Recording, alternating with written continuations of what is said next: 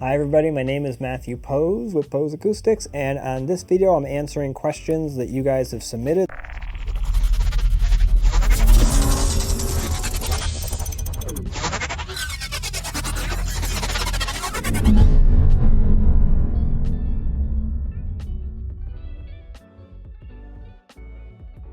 This is a good one. I actually never saw this come in, so my wife must have gotten this one for me. It says, topic suggestion. Assuming there has been any further progress on the topic, I would love to implement one of these new affordable 98-inch TVs. However, without first solving the center speaker dilemma, a single center behind a screen versus a dual center speaker setup in an attempt to achieve a solid center image, I find that even with an 85-inch TV that a single center speaker below or above simply doesn't allow for a solid center image, nor proper panning across the screen. Do you see any hope of this being addressed soon, or must us who put audio ahead of video continue to use a projector and an ATS screen? There are solutions, but I want to start by saying that as of today, nobody has solved this problem, and an ATS screen, an acoustically transparent screen with the speakers behind it, still provides the best fidelity and the best panning and consistency and surround effects. So if audio first, you get the best. I also will say, I don't know that I agree, nor do I know other experts in the industry necessarily agree,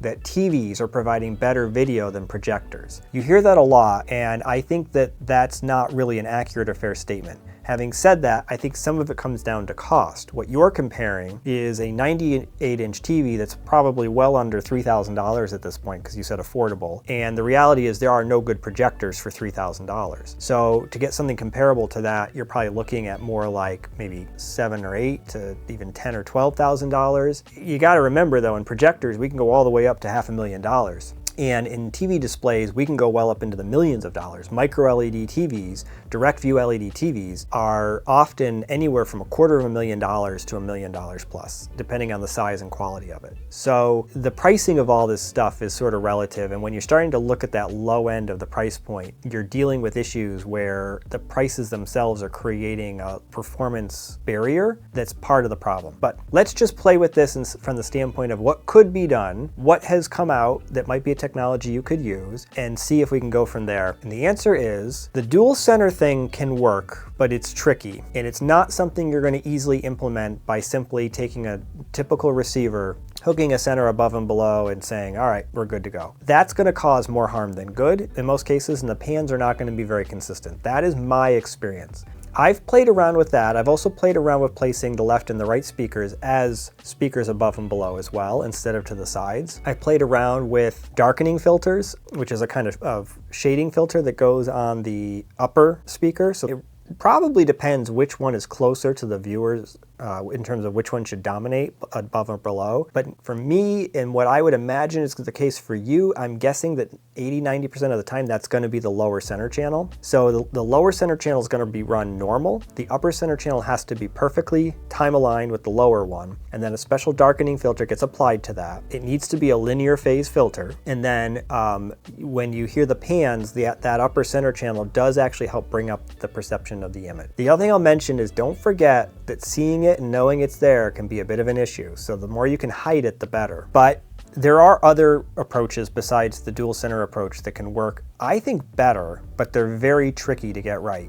As long as the speaker has narrow enough vertical dispersion and the speaker is physically placed in a position that is ahead of the viewer, so it can't be right here. It's got to be at least kind of like in front of me like this. And you aim it at the screen, not at you, it'll actually bounce off the screen and then hit you. So what you could do is, you could do 3 of those. You could do up in the ceiling, but they can't operate full range. So it can't be 80 hertz to 20 kilohertz. Only about, let's say 300 to 500 hertz up to 20 kilohertz is what's bouncing off the screen. At the screen, there needs to be low frequency sources that are going to operate from around 300 to 500 hertz on down to 80 hertz. And those sources need to be directional sources. So what you could do is you could place those above and below the screen, in the wall, around the wall. So those are your low frequency sources that are going to be doing your panning back and forth. Then what you have to do using special processing for this, is blend the two together. Because the path length between the speaker and the ceiling that's bouncing off the screen and you is longer by the distance between the screen and the speaker than the speaker that's on the wall where the screen is, where the TV is. Reflex technology that Meyer Sound uses and Grimani Systems uses, I think is a better approach. Harman has also done something similar with side-firing reflective speakers. So I think that's a better approach, but it's tricky to get right. And if there's any sound that's radiating directly down or behind that you can perceive, the effect is no good. We actually played around with one of Grimani's reflective speakers at CEDIA, and we ended up not using it for the demo for a variety of reasons. But what we found was that when you placed it over the listener, we were still hearing it and it was causing problems. But basically we were trying to figure out what was wrong. We're playing around with the levels and everything, and I just took a step or two back from it. And all of a sudden the image shifted from the speaker that was above me to the screen. The sound of it didn't change at all. It wasn't like suddenly the timbre was really bad or anything. TVs actually make great reflectors for sound. They don't affect the response. But the perception of it now was the screen. And I said to Anthony, this is it. You just got to move it forward. It's working well. So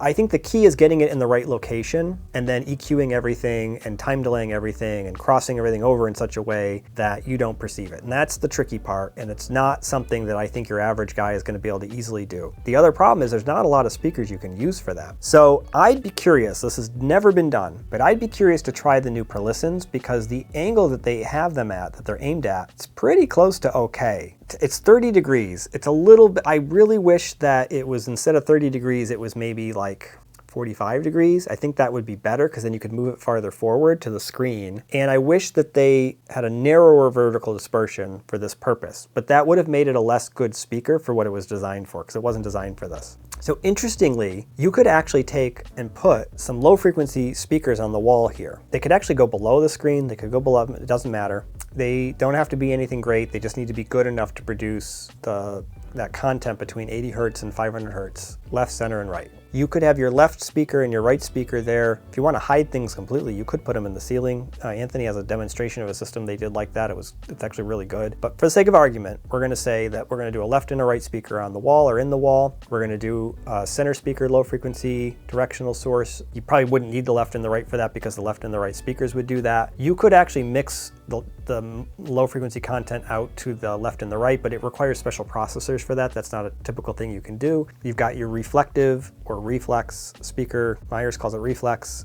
in the ceiling. Everything else is where it's supposed to be. And what you'll get is a pretty good experience. So that's an option. Then you've got something like what Ascendo is doing. So that is a special in-ceiling horn that's designed to project sound down at you. And the idea is with it hidden and everything, it generally kind of sounds like it's coming from the screen. And if you add another speaker that they offer you below the screen, that can sometimes help bring the image down if it's being perceived as too high. All of these are good options, with the biggest problem being if you're looking at affordable 98-inch TVs, the sound option is not affordable. It's not going to meet your needs. The Perlisten stuff might, it would be cheaper, but the Ascendo speakers are relatively expensive. The Grimani system is relatively expensive. And so it may price you out of the market that you were looking to be in with that TV. But I think the concepts are there, and it's just a matter of applying it, and it probably can be done more inexpensively. The hardest part is there's no auto setup for this. This is a difficult, complicated manual process, and that's what I think we need to work on to get to where you want to be. So that's where we're at. Best sound is still going to be speakers behind a screen. I actually would argue you can get better videos from a projection system for reproducing things like movies